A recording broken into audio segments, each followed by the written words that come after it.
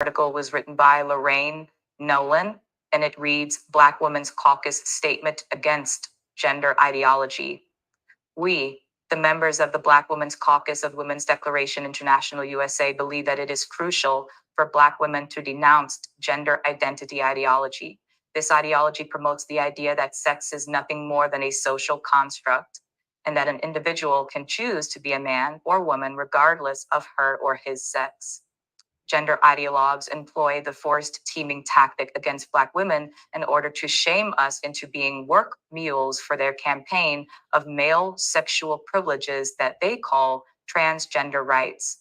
While these efforts are masked as progressive and inclusive concepts, gender identity ideology is actually intrusive and harmful to women, and uniquely so, Black women. Gender identity ideology races the unique experiences of women and reinforces the harmful stereotypes of femininity and masculinity. It is also incompatible with the fight for women's rights because it allows men access to spaces and activities designated for women, such as bathrooms, sports teams, and housing. It has been reported that 1 in 4 Black girls are sexually assaulted before the age of 18, and 35% of Black women report experiencing physical sexual violence. Policies that allow men unfettered access to female designated facilities put Black women and girls, a demographic disproportionately impacted by male violence, at an even higher risk. Black women are 2.5 times more likely to be murdered by men than white women, and this is why the fight against gender ideology is pertinent for Black women. We are the demographic most in need of protection from male violence. There have been deadly consequences where an employer ignored a Black woman's whistleblowing regarding a male who demanded to be recognized as a woman. Monica Archer, a caseworker in a women's shelter, warned her employees about a client, Harvey Marcelin, living as Marceline Harvey, who'd made threats against her and other shelter employees. Archer was fired for speaking out. Marceline had already served 50 years for murdering and dismembering 2 women, and after Archer's whistleblowing was ignored, Marceline was found to have murdered and dismembered a 68-year-old gal pal he met while living in the woman's shelter. Marceline has since been re-imprisoned, but locking away criminally violent men who claim to be women doesn't end the horror for all women. As of 2021, California has imprisoned men who claim to be women in women's prisons. Since then, there have been more women have come forward claiming that they have been and sexually assaulted by some of these men.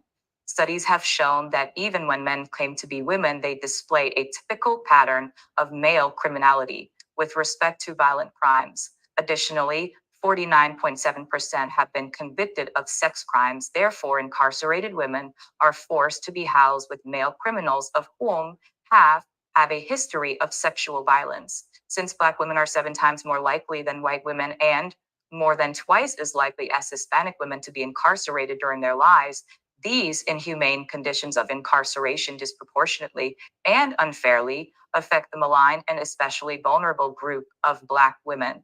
Being raped while incarcerated amounts to torture at the hands of the state.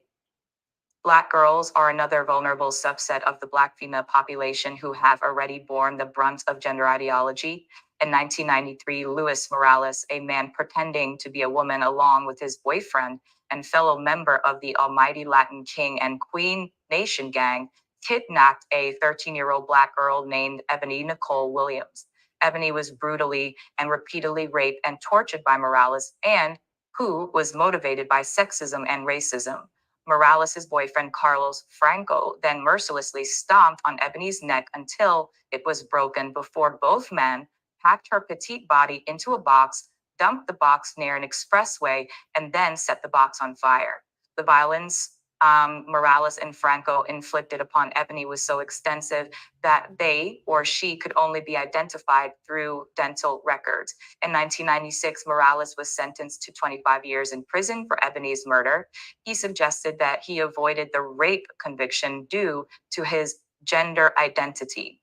Unlike Ebony, Morales has been able to grow older and pursue happiness. While detained, Morales became a media sensation and noted advocate for the rights of incarcerated men claiming to be women, and after a lawsuit in 2003, was granted wrong sex hormones paid for by the state of New York.